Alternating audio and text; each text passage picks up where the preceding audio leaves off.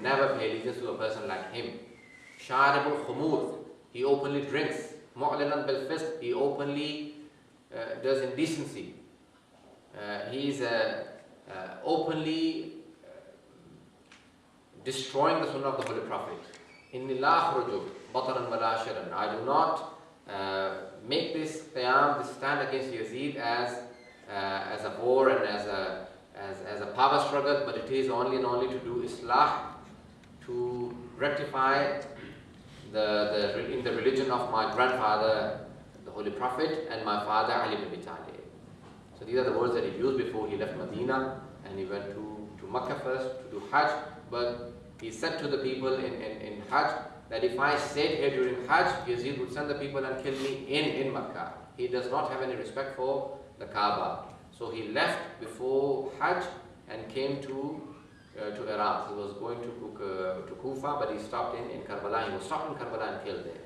Yazid, after killing Imam Hussain, came to Medina, made it legitimate for his army, and the Waqia Harra, the famous tragedy of Harra, happened, where he had made the whole of the city of Medina of the Holy Prophet halal on his army. As a consequence, 6,000 illegitimate children were born, and they had tied up horses inside the masjid of the Holy Prophet. And the third incident, Yazid had attacked Kaaba to take out Abdullah ibn Zubayr and Mus'ab to take out of Kaaba, and they had locked the masjid of Kaaba and they had taken refuge inside Kaaba. He threw stones and then fire with minjanik, one of those olden day machines, Catapult.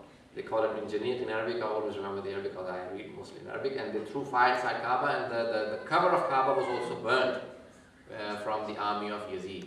The general of that army died in his way back from that journey of the attack of Kaaba.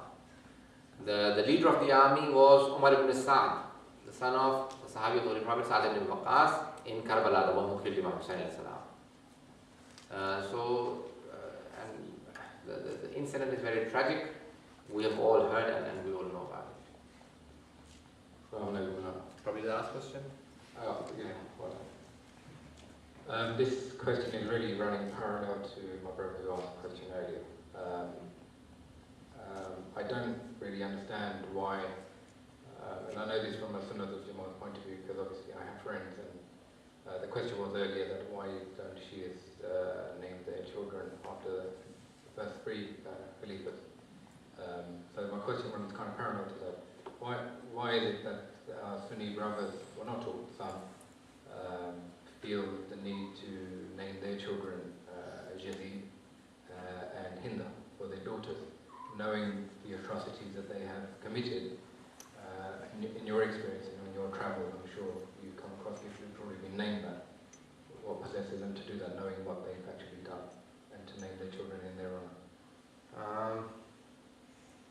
Everyone knows the atrocities. Ahlul Bayt have continuously said, whenever they remembered Banu Umayyah, they would always mention a few incidents. One of them was the killing of Hazrat Hamza, Sayyid al-Shuhada, before Imam Hussain alayhi salam. Muawiyah's mother, Hinda had him killed and had his chest open and his liver taken out, and she wanted to eat it. And whenever the Imams, they talked about Yazid or Muawiyah, they would always say, Wabna Akhiratul Akhbad, the son of the one who tried to chew the liver of the Holy Prophet's uncle. And that those bad feelings always existed between the Ahlul Bayt alayhim salam, or the Bani Hashim and the Banu Umayyah, always existed. And there are some traditions that say that there are two families. Abu Sufyan opposed the Holy Prophet, Muawiyah opposed Imam Ali, Yazid opposed Imam Hussain, and last one of them, Sufyani, will oppose Imam Mahdi. His army will oppose Imam Mahdi. So those things have always existed. And our brothers do not, obviously, because no one can defend the doing of Yazid. What he carried out against Imam Hussain Islam, no one can defend that. And everyone hates him, all Muslims. No matter what sect they belong to, they all hate him. Yes, there are, now recently we've heard a few who have said Radiyallahu anhu to Yazid, but even they do not defend or name their children. We have had other people, probably one or two, But generally it is not a name which the word itself is not bad, but the person was so bad. And that's why Yazid is a term that no one uses.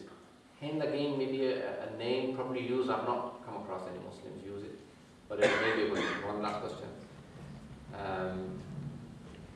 But Hind may be a name used. I hope I'm going right down the right track. Answering your question? Or did I follow your question? You pretty much know, yeah. Okay.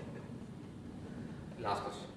I'd just like to ask, I understand that from the Sunni perspective, they like to say Hazrat Amir Muawiyah, whereas in Shiaism, you don't class it as Hazrat Amir Muawiyah. Can you just shed some light as to exactly what went on, as to why you won't accept? And secondly, slightly different, I'm under the understanding that one of the questions you mentioned after the Day of Judgment is Muammaga. What I want to know is what you would answer to that question, and why. Because I know you're going to say Hazrat Ali, but why not the Prophet? Man imamuka? Because the question will be Man Rabbuka, Allah Rabbi.